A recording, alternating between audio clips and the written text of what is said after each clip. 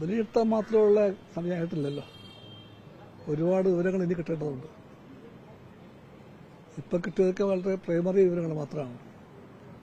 അത് മാത്രം വെച്ചുകൊണ്ട് ഒരു കമ്മ്യൂണിസ്റ്റ് പാർട്ടിയെ പോലത്തെ പാർട്ടിക്ക് നടത്തേണ്ട വിശകലനം പൂർത്തിയാക്കാൻ പറ്റില്ല. താഴെ നിന്ന് എല്ലാ വിവരങ്ങളും വരണം. താഴെയുള്ള എല്ലാ കമ്മിറ്റികളും കൂടണം. അവിടെ റിവ്യൂ ഉണ്ടാകണം. അവരുടെ ഒരു തീരുമാനം വരണം. അതെല്ലാം കിട്ടിക്കഴിഞ്ഞിട്ട് ഫലപ്രദമായിട്ട് ആ ദൗത്യം ചെയ്യാൻ പറ്റും. അതുകൊണ്ട് കുറച്ചുകൂടെ കാത്തിരിക്കും. അതിപ്പോൾ കേരളത്തിലിപ്പം ആരും പ്രതീക്ഷിക്കാത്ത പരാജയമുണ്ടായി.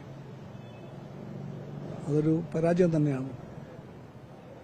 പരാജയത്തിന് ഞങ്ങൾ ഏതെങ്കിലും ഒരു വേറെ പേര് വിളിക്കാൻ താല്പര്യപ്പെടുന്നില്ല.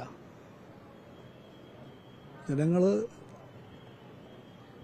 കാരണമെന്തായാലും ഞങ്ങൾ തൽക്കാലത്തേക്കെങ്കിലും കൈവിട്ടു. ഞാൻ പറയും, ഇടതുപക്ഷത്തോട്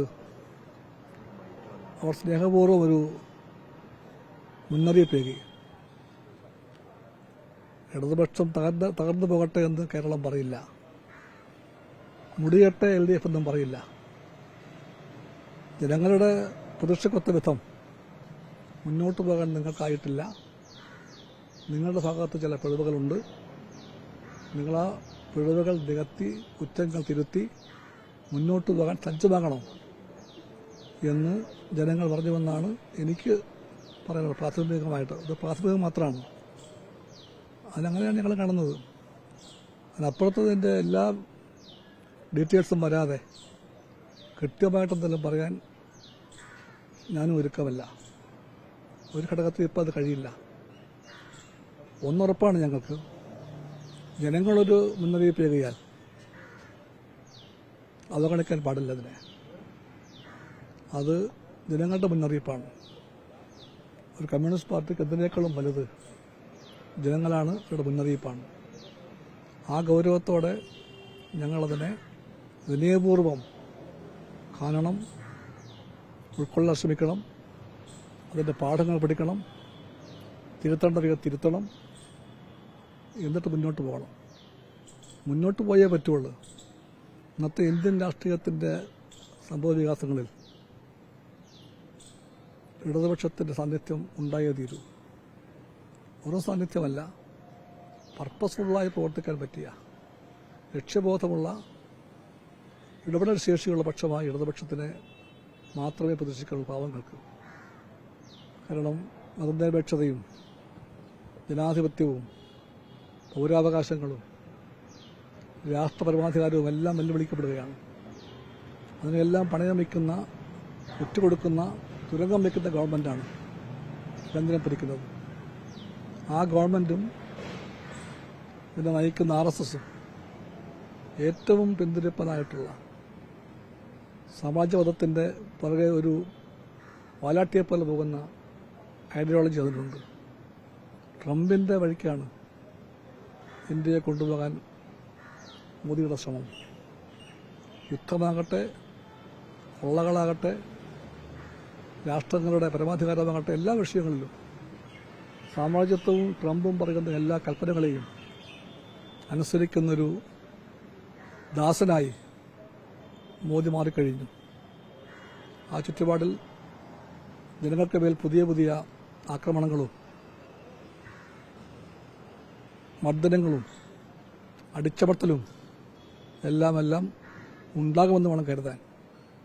അതുകൊണ്ട് തന്നെ ജനങ്ങൾക്കൊപ്പം നിൽക്കാൻ, അവർക്ക് വേണ്ടി പോരടിക്കാൻ, ന്യൂനപക്ഷാവകാശങ്ങളെ ഉയർത്തിപ്പിടിക്കാൻ, ദളിതരെ, ആദിവാസികളെ, സ്ത്രീകളെ, ചെറുപ്പക്കാരെ, വിദ്യാർത്ഥികളെ എല്ലാം സംഘടിപ്പിക്കാനും അവരുടെ എല്ലാ അവകാശപാതകൾ പോരാടാനും ഇവിടെ ഇന്നുള്ളതിനേക്കാളും ശക്തമായ ഇടതുപക്ഷം വേണമെന്ന് ഈ കാലം പറയുന്നുണ്ട്.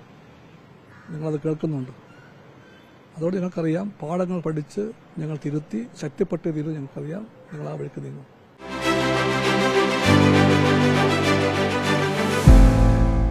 ഈ വാണിംഗ് നൽകിയെന്ന് പറയുന്നതിൽ പാർട്ടി അണികളുണ്ട്. വൈക്കത്തും ചാത്തന്നൂരിലൊക്കെ തന്നെ രാജ്യത്തെ വളരെ ഗൗരവത്തോടെ.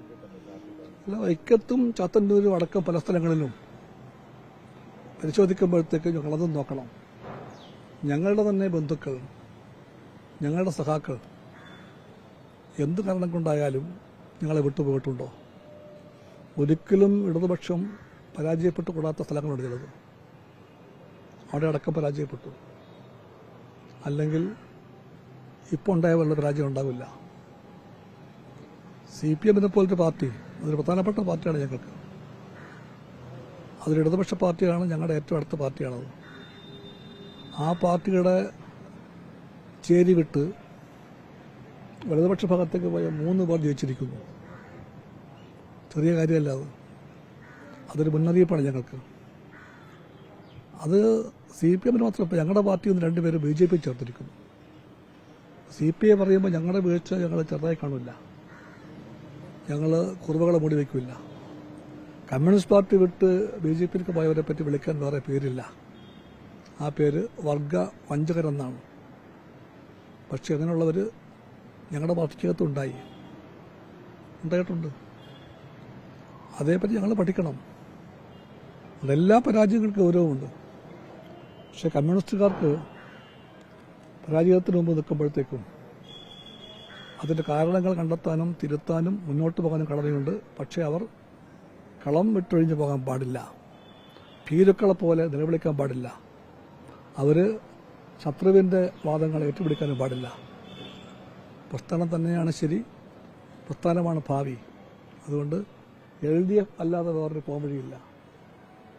LDF ആണ് എല്ലാ തരത്തിലും ഇന്ത്യയുടെ ഭാവിക്ക് വേണ്ടി പടവെട്ടാനും ജനങ്ങളെ നയിക്കാനുള്ള പ്രസ്ഥാനമെന്ന് നല്ല ബോധ്യം CPIക്കുണ്ട്. ഈ പാർട്ടിക്ക് അപ്പുറത്തേക്ക് വ്യക്തികളെ ഉയർത്തി കാണിച്ചതാണ് ഇങ്ങനെ ഒരു തോൽവിക്ക് കാരണമായത് എന്ന് പല കോണുകളിൽ നിന്ന് വിമർശനമുണ്ട്.